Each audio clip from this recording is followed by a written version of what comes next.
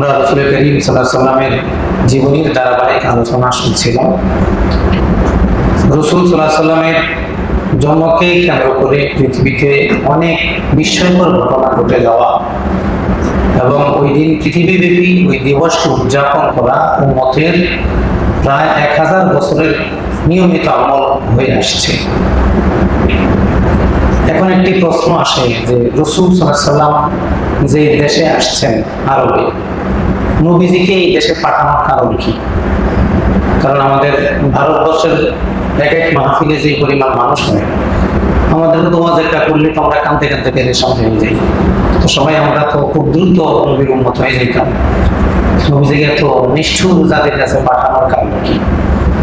এ সম্পর্কে আরব সম্পর্কে কিছু জ্ঞান আমাদের এই জন্য জানা দরকার। আরব উপদ্বীপ 3 দিক থেকে সাগরে ঘেরা, একদিক থেকে মরুভূমির সংযোগ, এশিয়ার দক্ষিণ পশ্চিম কোণে অবস্থিত আরব ভূমি। এই দক্ষিণ এবং পশ্চিম এই কোণে, এশিয়া মহাদেশের দক্ষিণ পশ্চিম কোণে অবস্থিত এই আরব ভূমি। এই আরব হলো পৃথিবীর বৃহত্তম উপদ্বীপ। এর আয়তন প্রায় 16 লক্ষ বর্গ কিলোমিটার, বিশাল এলাকা। 16 লক্ষ বর্গ কিলোমিটারের এই উপদ্বীপ 3 দিকে সাগরে ঘেরা, এই মাঝখানে অবস্থিত। পশ্চিমে লোহিত সাগর, আরবের পশ্চিমে আছে লোহিত সাগর, দক্ষিণে ভারত সাগর, পূর্বে ওমান ও পারস্য সাগর, আর উত্তরে সিরিয়া এবং ইরাকি মরুভূমি। তাহলে একটা এলাকা 3 দিক থেকে সাগরে ঘেরা, শুধু উত্তর দিকটা ইরাক এবং সিরিয়ার মরুভূমির সংযোগ। আমরা যদি আরেকটি বিষয় খেয়াল করি যে পৃথিবীতে লক্ষাধিক নবী রাসূলদের যে আগমন ঘটেছে, তারা কোন এলাকায় এসেছে? ইতিহাস পর্যালোচনা করলে দেখা যায় নবীদের আগমন সাধারণত 4টি এলাকায় হয়েছে। পৃথিবীর 4 এলাকায় নবীদের আগমন ঘটেছে। একটা হলো আরব দেশ, আরেকটা হলো ইরাক, আরেকটা হলো শাম, আরেকটা হলো মিশর। আরব, ইরাক, শাম, মিশর। ইতিহাস পর্যালোচনা করলে দেখা যায় পৃথিবীর প্রায় সকল নবী রাসূল এই 4টি এলাকায় আগমন করেছেন। এখন প্রশ্ন হলো এই 4 এলাকায় নবী কেন? বাকি এলাকাগুলোতে বিশেষভাবে তারা আসেন নাই কেন? আল্লাহ রাব্বুল আলামিন কোথায় নবী পাঠাবেন এটা একমাত্র আল্লাহর ইচ্ছা। এটা হলো 1 নম্বর উত্তর।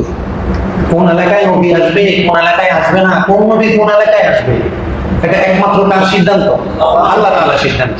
অতএব এখানে আমাদের আর কোনো কথা নেই। যেহেতু আল্লাহর সিদ্ধান্ত এই 4 এলাকায়, ইতিহাস থেকে দেখা যায়, এরপর ঐতিহাসিকগণ গবেষণা করে দেখেছেন যে আসলে আল্লাহ তাআলা এই 4টি এলাকাকে নবী প্রেরণের ক্ষেত্র হিসেবে নির্বাচন করলেন কেন? একমত কি? তারা দেখলেন পুরা পৃথিবীকে সহজে যোগাযোগ করা যায় এই 4টি এলাকা থেকে। পুরা পৃথিবীর মানুষ এই 4 এলাকার সাথে সহজে সম্পৃক্ত হতে পারে। এই 4টি এলাকায় যদি কোনো কথা বলা হয়, সহজে পৃথিবীর যে কোনো প্রান্তে পৌঁছানো যেতে পারে। আর নবীদের আগমনের ধারাটা ছিল এমন, তারা এমন জায়গায় আসা যৌক্তিক যেখান থেকে সহজে অন্য জায়গায় তাবলীগ করা যায়, কথা পৌঁছানো যায়। এই যুক্তিতে, এই হিকমতে আল্লাহ তাআলা এই 4টি এলাকায় আরব, ইরাক, শাম, মিশর এই 4টি এলাকায় নবীদেরকে প্রেরণ করে পুরা পৃথিবীতে আল্লাহ রাব্বুল আলামিনের তাওহীদের বাণী সহজে যেন মানুষেরা পৌঁছাতে পারে, এই জন্য আল্লাহ তাআলা 4 এলাকায় নবীদেরকে প্রেরণ করেছেন। এখন আমাদের নবীজিকে 4 এলাকা থেকে আরবে কেন, ইরাকে নয় কেন, মিশরে নয় কেন, শামে নয় কেন? আমাদের নবীজি সাল্লাল্লাহু আলাইহি ওয়াসাল্লামকে আরবে প্রেরণের অনেকগুলো যৌক্তিকতা আছে। এর আগে আমরা আরবদের সম্পর্কে কিছু জানা দরকার। যে আরব এই উপদ্বীপে যে মানুষ বসবাস করে, এদের মধ্যে এমন কিছু বৈশিষ্ট্য পরিলক্ষিত হয় যেটা যে কোনো ধর্ম আদর্শ প্রচারের জন্য খুবই গুরুত্বপূর্ণ। এটা একটি বৈশিষ্ট্য ছিল হলো আরবদের জীবনধারা 2 ধরনের ছিল। একটা হলো মরুচারী বেদুইন, আর একটা হলো গ্রামে অথবা শহরে স্থায়ী বাসিন্দা। এই 2 কিসিমে আরবদেরকে ভাগ করা হয়। যে বেদুইন যারা, এদের মূল আয়ের উৎস হলো রাখালগিরি করা, উট চড়ানো, মেষ চড়ানো। উটের দুধ এদের হলো প্রধান খাবার। আর যারা শহরের আরব এদের মূল উপার্জন হলো ব্যবসা, আর যারা গ্রামের আরব তাদের মূল উপাদান হলো খেজুর গাছ। একজন বেদুইনের কাছে একটা উটের যে গুরুত্ব, একটা গ্রামের স্থায়ী বাসিন্দার কাছে একটা খেজুর গাছের ঠিক তেমন গুরুত্ব। বেদুইনের যেমন খেজুর খাওয়া দরকার, এদেরও আবার দুধ খাওয়া দরকার। এই জন্য এরা ওখান থেকে দুধ কিনতে হয়, তারা আবার দুধ বিক্রি করে এদের কাছ থেকে, শহর থেকে তাদের বিভিন্ন প্রয়োজন পূরণ করতে পারে। এই অস্থায়ী বাসিন্দা হলো বেদুইন। এরা যাযাবর, কখনো এখানে কখনো ওখানে। আরবদের বড় একটা অংশ বা অধিকাংশ, সবচেয়ে বড় অংশটাই কিন্তু বেদুইন। আর শহর নগরের গ্রামের বাসিন্দা তাদের তুলনায় কম। এই আরবদের মরু এলাকায় থাকার কারণে এবং ব্যবসার জন্য তারা যে বিশাল দেশের পর দেশ সফর করত, এই সফরের মাধ্যমে এদের কষ্ট সহ্য করার একটা মৌলিক শক্তি তখনই অর্জিত হয়ে যেত। কষ্ট, লক্ষ্যে পৌঁছার জন্য, নির্দিষ্ট লক্ষ্যে পৌঁছার জন্য অসাধারণ কষ্টকে মেনে নেয়া, এটা আরবদের একটা চিরাচরিত অভ্যাস ছিল। এটা ছাড়া তারা তাদের জীবন বাঁচানোর কোনো সম্ভব সহায় তাদের ছিল না। এটাই একমাত্র সহায় সম্বল তাদের, যে লক্ষ্যে পৌঁছানোর জন্য তাদেরকে অনেক কষ্ট করতে হবে। বেদুইনরা কষ্ট করত, গ্রামের লোকেরা কষ্ট করত, শহরের লোকেরা কষ্ট করত। তাহলে রাসূল সাল্লাল্লাহু আলাইহি ওয়াসাল্লামকে আরবে প্রেরণের জন্য এমন একটা জাতির প্রয়োজন ছিল যারা গন্তব্যে পৌঁছার জন্য অসম্ভব কষ্ট করতে পারে এবং অসম্ভব কষ্টটা তাদের অভ্যাসে পরিণত হবে। এটা আশ্চর্য কিছু না, বাকিরা শুনলে আশ্চর্য হবে, তাদের কাছে এটা আশ্চর্য না। এমন একটা জাতির প্রয়োজন ছিল। এই হিকমতে আল্লাহ তাআলা রাসূল সাল্লাল্লাহু আলাইহি ওয়াসাল্লামকে আরবে প্রেরণ করেছেন। আরবের লোকদের ভাষা যোগ্যতা এত ব্যাপক ছিল, তারা উটের 1000-এরও বেশি আরবি শব্দ তৈরি করেছে। একটা প্রাণীর বিভিন্ন স্তরকে বোঝানোর জন্য 1000-এরও বেশি শব্দ তৈরি করেছে। খেজুর গাছের 500-এরও বেশি আরবি তারা তৈরি করেছে। ঘোড়ার 700-এরও বেশি আরবি তারা তৈরি করেছে। তাদের ভাষার বিলাসিতা উচ্চ স্তরে তো গভীরে ছিল। রাসূল সাল্লাল্লাহু আলাইহি ওয়াসাল্লামকে আরবে প্রেরণের সবচেয়ে বড় একটা কারণ ইব্রাহিম আলাইহিস সালামের দোয়া। ইব্রাহিম আলাইহিস সালাম আল্লাহর কাছে দোয়া করেছেন, রব্বানা ওয়াবআস ফীহিম রাসূলাম মিনহুম, আল্লাহ তাদের থেকে একজন রাসূল তাদের কাছে পাঠান। ইব্রাহিম আলাইহিস সালাম যেহেতু দোয়া করেছেন, আল্লাহ তাআলা যেহেতু দোয়া কবুল করেছেন, এই জন্য আরবদের থেকে একজন আরবি নবী তাদের কাছে পাঠানো হয়েছে। এটা হলো সকল কারণের মূল 1 নম্বর কারণ। এরপরে আরবদের মাঝে এমন কিছু বৈশিষ্ট্য দেখা যায় যেগুলো রাসূল সাল্লাল্লাহু আলাইহি ওয়াসাল্লামের সাহাবী হওয়ার জন্য যথেষ্ট প্রয়োজন ছিল। দ্বিতীয়ত হলো তাদের ভাষাযোগ্যতা। ভাষাযোগ্যতা তাদের এত গভীরে, এত উন্নতি শিখরে পৌঁছে গেছে, পৃথিবীর কোনো জাতি তাদের ভাষাকে এত উন্নতি স্তরে পৌঁছাতে পারেনি। যেমন আমরা বাংলা ভাষায় বলি বসেন, বসো, কিভাবে বসবে? দাঁড়ানো থেকে বসবে না শোয়া থেকে বসবে? এটার জন্য বাংলা ভাষায় আর কোনো শব্দ নেই, আছে নাকি?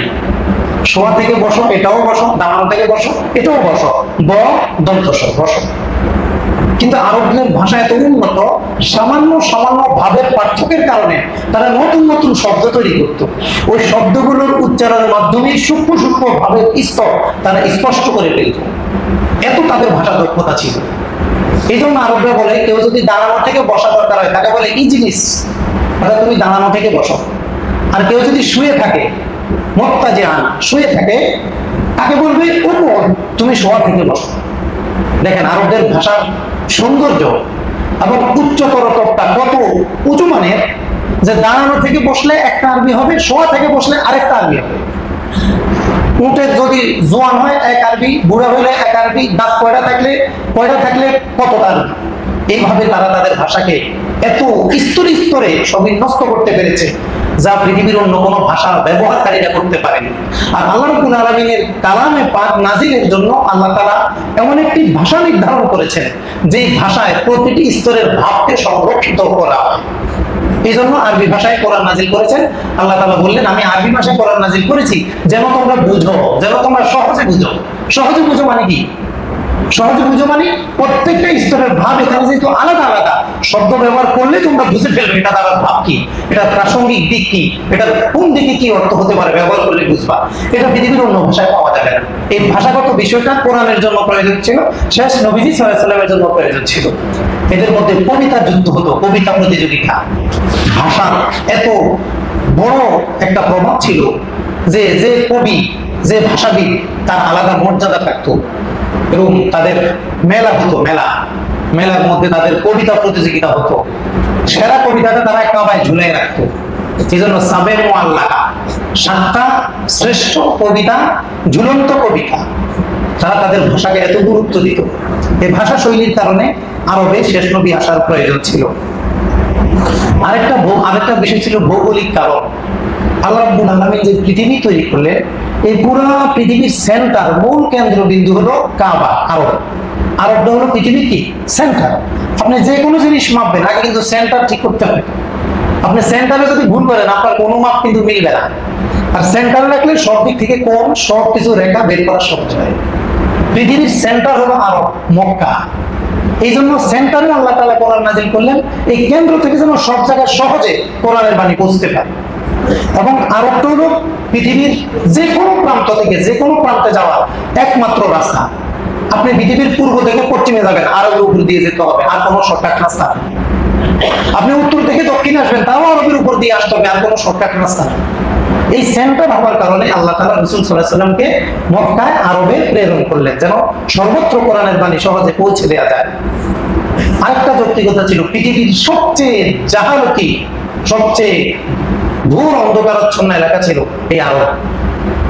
এখানে দীর্ঘদিন কোনো নবীদের আগমন ঘটে নাই, অন্য এলাকায় আসছে। দীর্ঘদিন এলাকায় নবীদের আগমন না আসার কারণে এখানকার মানুষেরা এত গভীর অজ্ঞতায় পৌঁছে গেছে, এত নিম্নমানে পৌঁছে গেছে যে এদেরকে জাহিলি যুগ বলা হয়। এদের অবস্থাটা কেমন? এদের অবস্থাটা হলো, এদের কোনো সামাজিক ন্যূনতম অধিকারের বোধ ছিল না। কোনো মানুষের সম্মান, ইজ্জতের কোনো সংরক্ষিত অবস্থান ছিল না। লুটতরাজ, হত্যা, রাহাজানি, এগুলা সামান্য বিষয় নিয়ে 40-50 বছর ঝগড়া করতো। আউস খাজরাজ বছরের পর বছর, যুগের পর যুগ ঝগড়া চালায় গেছে সামান্য কোন্দলের কারণে। অর্থাৎ জ্ঞান এবং মানবতা বোধ না থাকার কারণে এরা অজ্ঞতার অন্ধকারে ডুবে গেছে। আর যেখানে অন্ধকার যত বেশি, সেখানে আলোর প্রয়োজনও তত বেশি। নবীজি যেহেতু নূর নবী, কোরআন যেহেতু নূর, এই নূরকে আল্লাহ তাআলা অজ্ঞতার ঘোর অন্ধকারে জ্বালিয়ে দিলেন, যেন এখান থেকে অন্ধকারটা দূর হয়ে যায়। এই অন্ধকারের কারণে এখানে নবী আসার যৌক্তিকতা ছিল। আরেকটা বিষয় ছিল এদের মধ্যে, এরা এত খারাপ স্তরে নেমে গেছে, তারপরে এদের মধ্যে এমন কিছু বিরল গুণ ছিল যেটা অন্য কোনো ভালো জাতির মধ্যে ছিল না। সেটা কি? এদের মধ্যে কখনো নেফাকি ছিল না। আজকে আমাদের ব্যাংকে কিছু টাকা রাখতে হলে কত কাগজ পূরণ করতে হয়, একটা জায়গা বিক্রি করতে হলে কি পরিমাণ কাগজ পূরণ করতে হয়। আজ থেকে 150 বছর আগে যদি আমরা বাংলার ইতিহাসে ফিরে যাই, তখন আমরা পাবো যে মুখে দিয়ে দিছে, তোরেরা, তোমারেরা, এটাই পরে কাগজে হয়ে আসছে, হয়েছে না? আমাদের যারা মুরব্বী লেভেলের, ওনারা এগুলো হয়তো দেখছে। ওই মুখটা ছিল কি দলিল, স্ট্যাম্প, এটাই বলছে তো না। আরবদের এই বিষয়টা ছিল সবচেয়ে বেশি ওয়াদাবদ্ধ জাতি ছিল তারা। তারপরে যদি কোনো ওয়াদা দিত, জীবন গেল খেলাপ করতো না। এর মধ্যে নেফাকি ছিল না, লুটতরাজ করতো, কিন্তু কাপুরুষ ছিল না। এরা কখনো রাতে কারো উপর আক্রমণ করতো না, এরা কখনো কারো পিছন দিয়ে আক্রমণ করতো না, পিছন দিয়ে এটা মাথায় বাড়ি দিত না। কেন? এটা কাপুরুষ, আমি তোকে মারবো, তোর সামনে গিয়ে মারবো, এটা হলো বীর পুরুষ। তাহলে ইসলামের জন্য এমন একটা দলের প্রয়োজন ছিল যারা হবে বীর, সাহসী, যোদ্ধা, এবং যারা হবে ওয়াদাবদ্ধ, এবং যাদের মধ্যে নেফাকি থাকবে না। এই জন্য আল্লাহ তাআলা এই এলাকায়, এই আরবে রাসূল সাল্লাল্লাহু আলাইহি ওয়াসাল্লামকে প্রেরণ করেছেন। এই বীর যোদ্ধা, সাহসীদের, বীর যোদ্ধাদের অবস্থা কেমন ছিল? যে রোম পারস্য কখনো যদি যুদ্ধ হতো, আরবদেরকে হায়ার করে নিত, ভাড়া করে। এদের যুদ্ধের এই পরিমাণ সাহস ছিল, এবং জানে এরা ওয়াদাবদ্ধ জাতি, রোমও জানে, পারস্য জানে। যখন যুদ্ধ হতো এখান থেকে ভাড়া করে নিত, যে আসো তোমরা 1000 আসো, তোমরা 500 আসো। এদেরকে যখন ছেড়ে দিত আর কেউ পারতো না এদের সাথে, কারণ ওই যে ওয়াদা দিছে আপনাকে জিতাই দিব, জীবন দিয়ে হলেও জিতাই দেবে, কিভাবে এটা নাই। ওয়াদা তো ওয়াদা, এমন ওয়াদাবদ্ধ জাতি ছিল, এত বীর পুরুষ ছিল। আর যারা ভীরু, এরা কখনো ওয়াদা পূরণ করতে পারে না। ওয়াদা পূরণ করতে হলে কি লাগে? সাহস লাগে। সাহস ছাড়া ওয়াদা পূরণ করা যায় না। এইভাবে আল্লাহ তাআলা আরবকে নবীজি সাল্লাল্লাহু আলাইহি ওয়াসাল্লামের ভূমি হিসেবে পছন্দ করলেন। এদের এখানে নবী প্রেরণ আরেকটা বড় কারণ ছিল কাবার সংরক্ষণ। যেই কাবা ফেরেশতারা প্রথম তৈরি করেছে, পৃথিবী যখন সব পানি ছিল, একটা মাত্র ভূমি ছিল, সেটা হলো কাবা। এই ভূমি থেকে মূলত আস্তে আস্তে পৃথিবীতে ভূমির বিকাশ ঘটে। এই কাবা প্রথম ফেরেশতারা বানিয়েছেন, তারপর আদম আলাইহিস সালাম বানিয়েছেন, এইভাবে আস্তে আস্তে ইব্রাহিম আলাইহিস সালাম বানিয়েছেন। এই কাবা হলো তাওহীদের সবচেয়ে প্রাচীন ভূমি। এই কাবাকে সংরক্ষণ করার জন্য একজন নবীর প্রয়োজন ছিল। এই জন্য আল্লাহ তাআলা রাসূল সাল্লাল্লাহু আলাইহি সাল্লামকে কাবা সংরক্ষণের জন্য এখানে পাঠিয়েছেন। 360টি মূর্তি ছিল, নবীজি সবগুলোকে ফাতে মক্কার দিন সবগুলোকে ভেঙে বের করে পুরো কাবাকে পবিত্র করে ফেলেছেন। এই হলো আরব দেশে নবী প্রেরণের মৌলিক এবং প্রাথমিক কথা। নবীজি সাল্লাল্লাহু আলাইহি সাল্লাম তো পৃথিবীতে এসে গেছেন, জন্ম হলো 7 থেকে 8 দিন নবীজি মক্কায় ছিলেন। জন্ম নেওয়ার 7-8 দিন নবীজি কোথায় ছিলেন? মক্কায় ছিলেন। এরপরে তিনি তায়েফের একটা এলাকায় হালিমাতু সাদিয়া রাদিয়াল্লাহু তাআলার বাড়িতে দুগ্ধ পান করার যে দত্তক দেওয়ার কথা, সেখানে তিনি চলে গেছেন।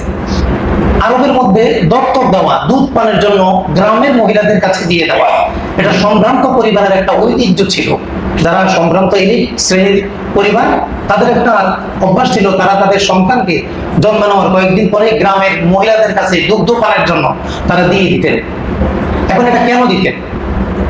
ইতিহাসবিদগণ গবেষণা করে বলেন যে এই কাজটা বিশেষভাবে করতো মক্কার লোকেরা, মক্কার সম্ভ্রান্ত লোকেরা। কেন করতো? 1 নম্বর হলো, মক্কাটা ছিল পৃথিবীর একটা বড় শহর। এখানে বিভিন্ন এলাকার লোকজন আসতো কাবাকে কেন্দ্র করে, যার কারণে বিভিন্ন লোকদের আনাগোনার কারণে মক্কার লোকদের নিজস্ব যে ভাষা, এটা একটা স্বতন্ত্র ভাষা না থেকে বিস্তৃত ভাষা হয়ে গেছে। সব এলাকার লোক এখানে আসে। এই ভাষার স্বতন্ত্রতা যেন হারিয়ে না যায়, এই জন্য মক্কার এলিট শ্রেণীর পরিবার সবাই তাদের সন্তানকে অন্য এলাকায় পাঠিয়ে দিত, বেদুইনদের কাছে, গ্রামে, যেন ভাষাটা সংরক্ষিত থাকে। কারণ সন্তান তো মূল ভাষাটা ছোটকালে, শিশুকালে শেখে, পরে তো আলাদা শেখে। এই ভাষা সংরক্ষণের কারণে তাদেরকে গ্রামে পাঠানো হতো। আর গ্রামের পরিবেশ স্বাস্থ্যসম্মত, স্বাস্থ্যকর। শহরের কোলাহলের তুলনায় গ্রামের পরিবেশটা কি? স্বাস্থ্যসম্মত। এই জন্য তারা তাদের সন্তানের জীবনের প্রথম ফাউন্ডেশনটা যেন একটা স্বাস্থ্যকর পরিবেশে হয়, এবং গ্রামের মানুষদের সাথে থাকলে কষ্ট সহ্য করার একটা মানসিকতা, একটা পরিবেশ তারা দেখবে। এতে তারা নিজেরাও কষ্ট সয়ে নেওয়ার একটা আগ্রহ, একটা সহ্য ক্ষমতা তাদের তৈরি হবে। এই জন্য তারা দত্তক প্রথা চালু করলো। তাদের সন্তানদেরকে তারা বিভিন্ন এলাকায় পাঠিয়ে দিত শিশুদেরকে দুগ্ধ পান করানোর জন্য। হযরত হালিমা রাদিয়াল্লাহু তাআলা আনহা বলছেন, দূর আমাদের তায়েফের ওই এলাকায়, আমাদের যে এলাকা ছিল সেখানে দুর্ভিক্ষ চলছে। কেমন দুর্ভিক্ষ? মাঠে ঘাস নেই, পশুরা খেতে পারে না, ফসল নেই, কোনো কিছু আনা যায় না, মানুষ না খেয়ে অনাহারে কষ্টে, খুব কষ্টে দিনগুলো অতিক্রম করছিল। এমন সময় আমরা একদল মহিলা মক্কায় আসলাম শিশুদেরকে দুগ্ধ পান করানোর চুক্তিতে আবদ্ধ করার জন্য। আমি, আমার স্বামী হারিস, আমার দুগ্ধ শিশু আব্দুল্লাহ এবং আমার আরেকটা মেয়ে আনিসা, আমার শিশুপুত্র আব্দুল্লাহ, আমি, আর আমাদের একটা গাধা ছিল, সেই গাধার পিঠে বাহনে উঠে আমাদের একটা জীর্ণ শীর্ণ উটনি ছিল, ওটাও নিয়ে আসছি সাথে করে। ওটার মধ্যে কোনো দুধ ছিল না, একটু দুধও ছিল না। আমরা মক্কায় পৌঁছার, যে রাতে মক্কায় পৌঁছলাম, ওই রাতে আমরা যেখানে তাবু গাড়লাম, রাতে আমরা ঘুমাইতে পারি নাই শিশু আব্দুল্লাহর কান্নার কারণে। আমার স্তনেও দুধ নাই, উটের উটনির স্তনেও দুধ নেই, ওলানে দুধ না থাকার কারণে উটের দুধও খাওয়াতে পারি না, আমার দুধও খাওয়াতে পারি না। এই জন্য ক্ষুধায়, অসহ্যকর ক্ষুধায় কানতে কানতে আমাদের রাত চলে গেছে। এত দুর্ভিক্ষ আমাদের সমাজে। দিনের বেলায় সবাই কে কোন শিশুকে নিবে এটা ঠিক হয়ে গেল। মক্কায় আমরা একটা শিশু দেখলাম, তাকে কেউ নিচ্ছে না, তার বাবা নাই। সাধারণত আমরা যেহেতু অভাবী পরিবারের লোক, আমরা সবাই চেষ্টা করতাম যেন একটা ধনী পরিবারের শিশুকে নেই, যেন আমরা বেশি পরিমাণে অর্থকড়ি পাই, এতে আমাদের অভাব দুর্ভিক্ষ কিছুটা হলেও লাঘব হবে। কিন্তু ওই শিশুকে কেউ নিচ্ছে না। এক রাতে আসছে আব্দুল মুত্তালিব, হালিমা রাদিয়াল্লাহু বললেন, বুঝালেন, তুমি শিশুটাকে নাও, তোমার কিসমত খুলে যাবে, এটা অনেক বরকতপূর্ণ শিশু। অন্য রাতে আসছে হালিমা রাদিয়াল্লাহু তাআলা নিজেই তার স্বামী হারিসকে বললেন, সব মহিলা শিশু একটা একটা করে শিশু নিয়ে যাচ্ছে, আমরা যদি খালি হাতে ফিরে যাই কেমন দেখায়, আপনি যদি অনুমতি দেন ওই এতিম শিশুটাকে আমি নিতে চাই। বলে, আমার কোনো আপত্তি নেই, খালি হাতে যাওয়া তো খারাপ দেখায়, ঠিক আছে তুমি নিয়ে যাও। হালিমা রাদিয়াল্লাহু তাআলা বলছেন, এই শিশুকে আনার জন্য আমি যখন প্রথম তার কাছে গেলাম, তার কাছে শিশু মুহাম্মদ সাল্লাল্লাহু আলাইহি ওয়াসাল্লাম তার মা সহ দত্তক দিবে সব আসছে এখানে। তার কাছে গিয়ে দেখলাম সাদা কাপড়ে জড়ানো একটা শিশু, সবুজ রেশমি কাপড়ের উপরে শোয়ানো। আমি গিয়ে দেখলাম যে তিনি ঘুমাচ্ছেন, কিন্তু আমি ওনার কাছে যাওয়ার সাথে সাথে মিস্কের সুঘ্রাণ পাওয়া শুরু করলাম। সুঘ্রাণ আসতেছে, এত সুঘ্রাণ, এবং ওনার এত সুন্দর নুরানি চেহারা, এটা দেখে আমার মনে চাইলো একটু ঘুম থেকে জাগাই, কিন্তু ঘুমিয়ে গেছেন, জাগাতে পারি না। আমি আমার হাতটা শিশু মোহাম্মদ সাল্লাল্লাহু আলাইহি ওয়াসাল্লামের বুকের উপরে রাখলাম, রাখার সাথে সাথে তিনি মৃদু হাসলেন আর চোখটা খুললেন। চোখটা খোলার সাথে সাথে তার চোখ মোবারক থেকে একটা নূর বের হয়ে আসমান ভেদ করে উপরের দিকে চলে গেল। এটা আমি নিজে দেখলাম। হালিমা রাদিয়াল্লাহু তাআলা আনহা বর্ণনা করছেন, আমি তাকে কোলে নিয়ে আমার ডান স্তন তার খেদমতে পেশ করলাম। আমি তার কোলে নেওয়ার সাথে সাথে যেই আমার স্তনে গত রাতে এক ফোঁটা দুধ ছিল না, যে আমার শিশু আব্দুল্লাহকে একটু দুধ খাওয়ায় শান্ত করে ঘুম পাড়াতে পারি, ওই শিশু মোহাম্মদের কাছে যাওয়ার সাথে সাথে আমার স্তন দুটি দুধে ভরে গেল, বরকত শুরু হয়ে গেল। বরকত প্রথমেই নবীজি পেট ভরে দুধ পান করলেন, আর তাকে নিয়ে যখন আমি আমার গাধার পিঠে উঠলাম, আমার সেই বাহনটি এখন যেহেতু সব মহিলা বিদায় নিয়ে যাচ্ছে, সকলের মা থেকে বিদায় নিয়ে যাচ্ছে, আমারও বিদায় নেওয়ার পালা। নবীজির মা সাইয়েদা আমেনা আমাকে নসিহত করলেন, এর প্রতি খেয়াল রাখবা, তুমি যদি কখনো আশ্চর্য বিস্ময়কর কিছু দেখো আমাদেরকে জানাবা, এ কিন্তু সাধারণ শিশু না, এর প্রতি বিশেষভাবে নজর রাখবা। এই নসিহত নবীজির আম্মাজান সাইয়েদা আমেনা হালিমা রাদিয়াল্লাহু তাআলা আনহাকে করলেন, এবং নবীজিকে নিয়ে যখন বাহনের পিঠে উঠলেন, সেই গাধাটা এত সিদ্ধ হলো আল্লাহর শুকরিয়া আদায়ের জন্য, সে কাবার দিকে ফিরলো। কাবার দিকে ফিরে কাবাকে 3 বার সেজদা করলো, এবং ওই গাধাটা আসমানের দিকে তাকালো, এরপর আমাদেরকে রওনা শুরু করলো। নবীজি আমাদের পরিবারে আসার সাথে সাথে আমাদের যে উটনিটি ছিল জীর্ণ শীর্ণ, এক ফোঁটা দুধ তার ওলানে ছিল না। নবীজিকে আনার সাথে সাথে উটটা হৃষ্টপুষ্ট হয়ে গেল, তার ওলানটা দুধে ভরে গেল। এখন ওই দুধ আমরা পান করতে পারি, আমার স্বামী পান করতে পারে, আমরা সবাই পান করতে পারি, আর আমার স্তন দুধে ভরে গেল। শিশু মোহাম্মদও পান করছে, আমার শিশু যে আব্দুল্লাহ সেও পান করছে, এবং রাসূল সাল্লাল্লাহু আলাইহি ওয়াসাল্লামের বরকতে আমার যেই বাহন জীর্ণ শীর্ণ থাকার কারণে আমরা সবার পিছনে পড়েছিলাম, মক্কায় আসার সময় সবার পিছনে পড়ে গেছিলাম, কিন্তু নবীজির বরকতে ওই বাহন এত তেজস্বী হয়ে গেল, আমরা সবার অনেক পরে রওনা দেওয়া সত্ত্বেও আমাদের বাহনের গতি এত বেশি ছিল যে অন্যান্য মহিলা তেজস্বী দ্রুতগামী বাহনকে অতিক্রম করে আমাদের বাহন ঘোড়ার গতিতে সামনের দিকে ছুটছে। অন্যান্য মহিলারা চিৎকার দিয়ে বলছে, হালিমা তুমি আমাদের এত করে রওনা দিয়ে কিভাবে আগে যাচ্ছ? এটা কি এই বাহনটা কি তোমার সেই বাহন যেটা দিয়ে তুমি আমাদের পিছনে পড়েছিলে? তখন তিনি বলে, এটা সেই বাহন। এই শিশুর বরকতে আমাদের বাহনটা আল্লাহ তাআলা বরকতপূর্ণ করে দিয়েছেন, এবং ওই বাহন যেন হালিমা রাদিয়াল্লাহু তাআলা আনহাকে বলছে, এবং তিনি শুনছেন যে আমি আমার গাধাকে বলতে শুনছি আমার অনেক মর্যাদা। গাধা বলছে আমার অনেক মর্যাদা।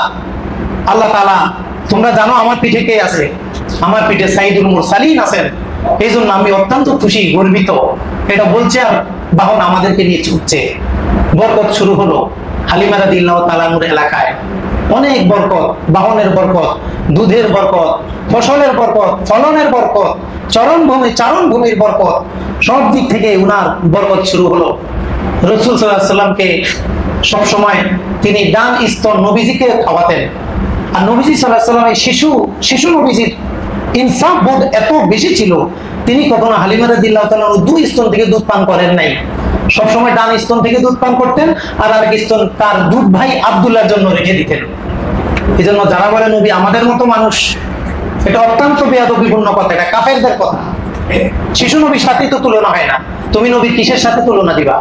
সন্তান হলে দুর্গন্ধ হয়, আমার নবীর মেসকের গ্রানে সবাই বিমূত হয়ে যায়। নবীজিকে নিয়ে যখন হালিমা রাদিয়াল্লাহু নিজের এলাকায় আসলেন, তিনি বলছেন আমার এলাকার প্রতিটি ঘর থেকে সুঘ্রাণ আসা শুরু হলো। এত মর্যাদা আল্লাহ তাআলা আমাদের নবীজিকে দিয়েছেন, শিশু মুহাম্মদ সাল্লাল্লাহু আলাইহি ওয়াসাল্লামকে দিয়েছেন। এভাবে বরকত যখন সয়লাভ হয়ে গেল, এত বেশি বরকত বেড়ে গেল যে উনার যে পশুগুলো এতদিন শুকনা শাকনা ছিল, জীর্ণ শীর্ণ, এগুলো যখন চারণ ভূমিতে যায় একবার পেট পুরো হৃষ্টপুষ্ট হয়ে আসে। অন্যান্য এলাকার অন্যান্য ঘরের মালিকের পশুদের মালিকরা তাদের রাখালদেরকে বলতে লাগলো, এই তোমরা কোথায় পশু চড়াও? হালিমার পশুগুলো কোথায় চড়ায় দেখো না, কি হৃষ্ট পুষ্ট হয়ে আসে, আর আমাদের পশুগুলো কোনো ঘাস পায় না, খাবার পায় না, তোমরা ওনার পশুর পিছনে পিছনে রাখো। কিন্তু বরকত তো হালিমা, অন্য কেউ দিয়ে বরকত হবে না। ওই হালিমার পশু যখন মুখ দেয় তখনই ঘাস হয়, অন্যরা মুখ দিলে ওই বরকত আর পায় না। এটা শিশু নবী সাল্লাল্লাহু আলাইহি সাল্লামের বরকত। হালিমা রাদিয়াল্লাহু তাআলার একটা ওনাদের নিয়ম ছিল, 6 মাস পর পর ওনাদের এই শিশুদের যে মূল মা বাপ আত্মীয় স্বজন তাদের সাথে পরিচিত হওয়ার জন্য 6 মাস পর পর তারা আবার মক্কায় নিয়ে আসতেন। রাসূল সাল্লাল্লাহু আলাইহি ওয়াসাল্লাম কেবল 6 মাস পর পর নিয়ে আসার ব্যবস্থা করতেন, তিনি সবসময় আমেজ ধরে রেখেছেন। হালিমা রাদিয়াল্লাহু তাআলা আনহা সবসময় নবীজি সাল্লাল্লাহু আলাইহি ওয়াসাল্লাম এই শিশু নবীকে দূরে নিতে নিষেধ করতে, কারণ ওই যে তার মা বলেছে কখনো যদি বিষয়কর কিছু দেখো আমাদেরকে জানাবা। নবীজি সাল্লাল্লাহু আলাইহি ওয়াসাল্লামকে খুব খেদমত করছেন নবীজির দুধ বোন সায়মা, ডাক নাম সায়মা। এই সায়মা খুব আদর করতেন, কোলে নিতেন, নবীজিকে অনেক ছোট ভাইয়ের মতো আদর করতেন। নবীজির 2 জন দুধ বোন, 1 জন দুধ ভাই, সায়মা আনিসা, এই 2 জন হলো নবীজির কি দুধ বোন। আর নবীজির 1 জন দুধ ভাই আব্দুল্লাহ, এদের সাথে নবীজি খেলাধুলা করতেন, একসাথে যেতেন। একদিন নবীজি সাল্লাল্লাহু আলাইহি ওয়াসাল্লাম মা হালিমাকে বললেন যে আমা, আমি দিনের বেলায় আমার ভাই বোনদেরকে দেখি না, তারা কোথায় যায়? কারণ নবীজিকে তাই রোদে ছাড়তেন না, হালিমা ঘরে রাখতেন। বললেন হালিমা রাদিয়াল্লাহু বললেন তারা তো পশু চড়াতে যায় রোদে, তুমি ঘরে থাকো, তোমার ওদের সাথে যাওয়া দরকার নেই। নবী বললেন না মা, আমি একটু তাদের সাথে যাব। নবীজি ঠিক আছে, যেহেতু এত শখের ছেলে, এত বরকত যার উসিলায়, সে বলছে যাবে, ঠিক আছে আচ্ছা কালকে থেকে যেও। আবার সায়মাকে বলে দিছে মোহাম্মদকে নিয়ে কিন্তু দূরে কোথাও যাবা না, আমাদের আশেপাশে পশু চড়াবা, দূরে যাবা। একদিন ওনারা এই সায়মা রাদিয়াল্লাহু তাআলা আনহা, তিনারাও পরে মুসলমান দিচ্ছেন, উনি শিশু মুহাম্মদ সাল্লাল্লাহু আলাইহি ওয়াসাল্লামকে নিয়ে হাঁটতে হাঁটতে একটু দূরে চলে গেছেন। হালিমা রাদিয়াল্লাহু তাআলা খেয়াল করলেন কি মুহাম্মদকে যে দেখছি না, কোথায়? খুঁজতে খুঁজতে অনেকক্ষণ খোঁজার পরে দেখেন অনেক দূরে চলে গেছে। সায়মাকে বকাঝকা দিলেন, এই তোমাকে বলছি না মুহাম্মদকে নিয়ে তুমি দূরে আসবা না, এত দূরে আসছো কেন? আরে প্রখর রোদে আসছো কেন? এই শিশু কি এত রোদে থাকতে পারে? তখন সায়মা বললেন আম্মা, আমার এই ছোট ভাই, আমার এই ভাই মোহাম্মদ অন্য শিশুদের মতো না। আমি দেখেছি প্রখর রোদে তাকে নিয়ে যেদিকে যাই এক খন্ড মেঘমালা তার উপরে সবসময় ছায়া দান করে আছে। এই জন্য আপনি এটা চিন্তা করবেন না যে সে রোদে কষ্ট পায়, বরং তার উপরে আমি রোদে আনার পর থেকে একটু রোদও তার উপর পড়ে না। এই হলো শিশু নবীর মর্যাদা। আর বেয়াদবরা বলে নবী আমাদের মতো, নবী আমাদের মতো মানুষ। বেয়াদবদের মুখে শোভা পায়, যেমনি ভাবে কাফেররা বলতো এই যুগের কিছু বেয়াদব মুমিন এটা বলে নবী আমাদের মতো। তোমার মেঘে ছায়া দেয়, কি দেয় তোমার, কি আছে তোমার? নবীজির শান নষ্ট হয় এমন কোনো কথা বলা যাবে না, কখনোই বলা যাবে না। এইভাবে সায়মা, আনিসা, আব্দুল্লাহ উনারা একসঙ্গে থাকতেন, চলতেন। এইভাবে 2 বছর হয়ে গেল। নবীজি সাল্লাল্লাহু আলাইহি ওয়াসাল্লাম সর্বপ্রথম যে কথা বলেছেন সেটা ছিল আল্লাহু আকবার কাবীরা, আলহামদুলিল্লাহি কাসীরা ওয়া সুবহানাল্লাহি বুকরাতাও ওয়া আসীলা। এটা দিয়ে নবীজির কথা বলা শুরু হয়েছে। নবীজি পৃথিবীতে এসেছেন শাহাদাতের সাক্ষী দিয়ে, সাজদা দিয়ে শুরু করেছেন। কথা যখন বলা শুরু করেছেন আল্লাহর প্রশংসা দিয়ে কথা বলা শুরু করেছেন। হযরত আব্বাস রাদিয়াল্লাহু তাআলা একদিন নবীজিকে বলছেন বড় হওয়ার পরে, হুজুর আপনার শিশুকালের স্মৃতি, কিছু স্মৃতি আছে যেটা আমাকে মুসলমান হতে খুব উদ্বুদ্ধ করেছিল। কি সেটা? আমি দেখেছি আপনি যখন দোলনায় ছিলেন তখন আপনি চাঁদের সাথে খেলা করতেন। কিভাবে? আপনার হাত যেদিকে যেত চাঁদ সেদিকে যেত, আপনার হাত যদি ডানে যেত চাঁদ ডানে যেত, আপনার হাত যদি সামনে যেত চাঁদও সেদিকে যেত। চাঁদ আপনার সাথে খেলা করতো, আপনি চাঁদের সাথে খেলা করতেন।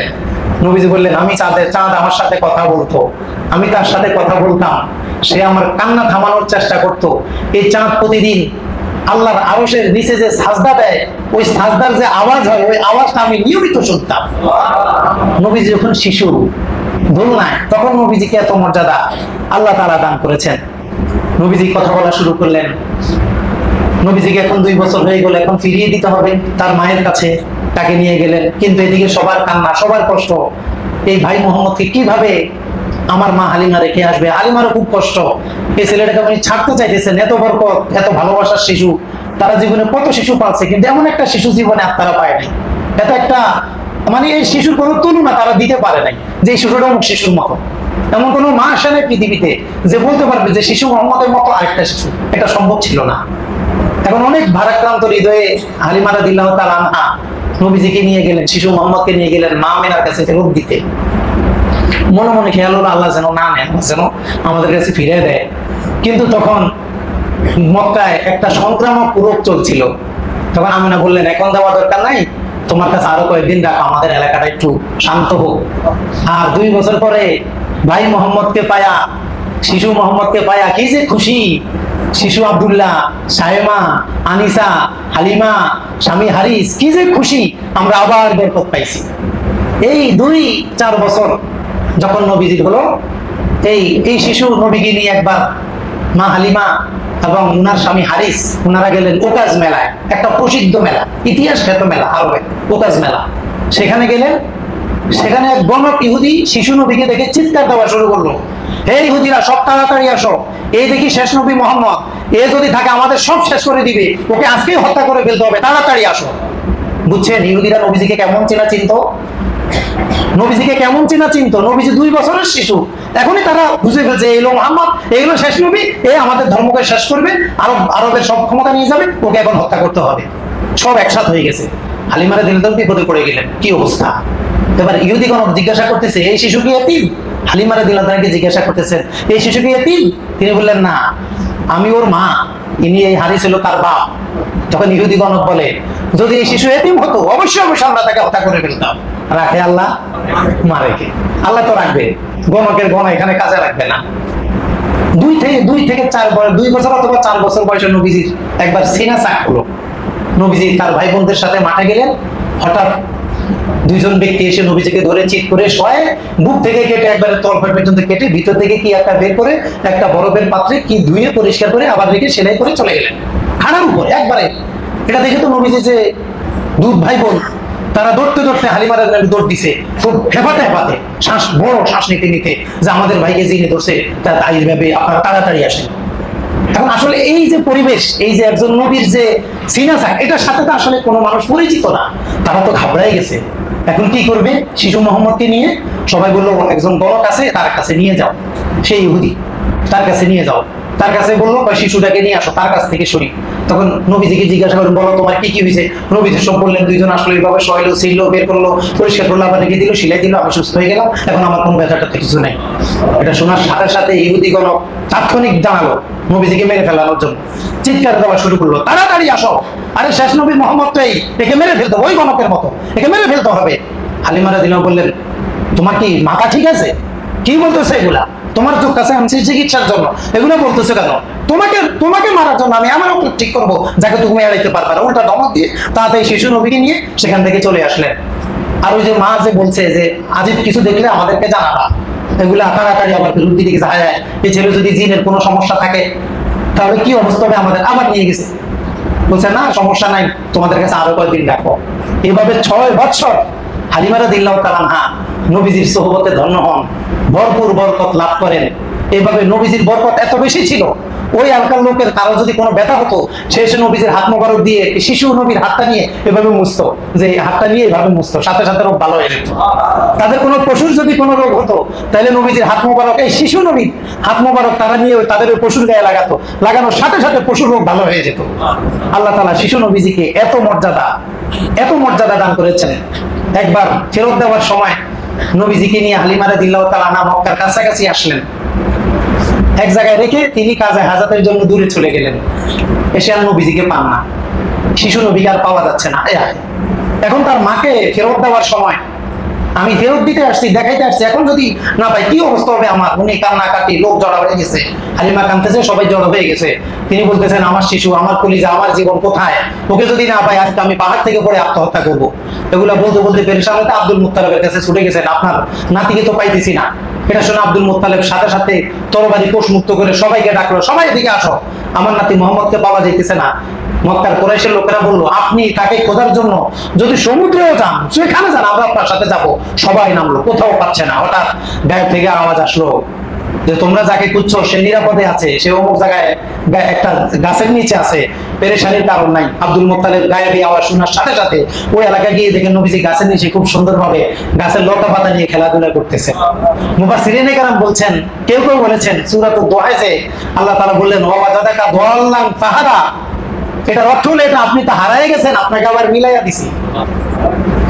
আর অবুজ বেতামিজ তারা অনুবাদ করে আপনাকে পথ হারা ভ্রষ্টতা পেয়েছি আমি হেদায়েত দিয়েছি। নাউজুবিল্লাহ। নবীরা কি কখনো পথভ্রষ্টতায় থাকে? এই জন্য তাফসীর পাইলেই নেওয়া যায় না, বিশেষজ্ঞের সিদ্ধান্ত থাকতে হয়। সম্মানিত হাজিরিন, রাসূল সাল্লাল্লাহু আলাইহি ওয়াসাল্লামের মর্যাদা সেই আদম আলাইহিস সালাম পৃথিবী সৃষ্টির বহু আগ থেকে শুরু কিয়ামত পর্যন্ত, জান্নাত পর্যন্ত নবীর মর্যাদা চলতে থাকবেই থাকবে। এই জন্য নবীজিকে আমরা ভালোবাসতে হবে সুন্নাহ মানার মাধ্যমে। বলেন কিসের মাধ্যমে ভাই? কিসের মাধ্যমে? সুন্নাহ মানার মাধ্যমে। আমরা সবাই সুন্নত তরিকায় চলে নবীজিকে ভালোবাসবো। আল্লাহ তাআলা আমাদের সকলকে রাসূল সাল্লাল্লাহু আলাইহি ওয়াসাল্লামের প্রতিটি কাহিনী শুনে আমাদেরকে এক একজনকে সুন্নাহ প্রেমিক বানায় দিক। আমিন।